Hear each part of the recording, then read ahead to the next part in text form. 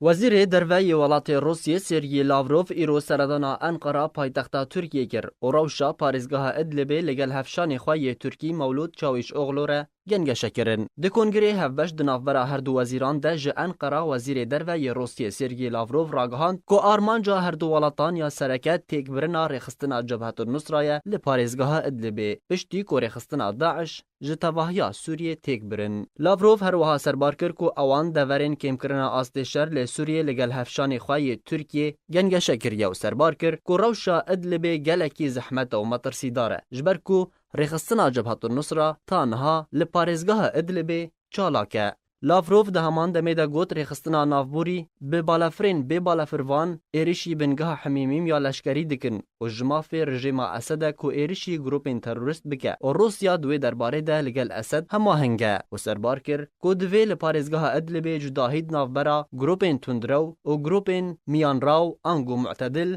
ورکرن. لاوروف ده کنگره روزنامه‌وانی ده راگهاند که ولات وی هست دکه که ولات امریکا ده درباره چارەسەریya سوری ده چارچوبه بریارین آسیتانا ده نرازیه و آستنگ پرس دکه. لیبله او یک روسیه و ترکیه هاند ده که بهتر هماهنگ بن ده درباره سیاست ها دروه یا هر دو ولاتان ده. جالی خواه مولود چاویش اغلو وزیر دروه ترکیه راگهاند که گرانتیا پیدا کرنا اولهیه ده ادلب ده گلکی زحمته.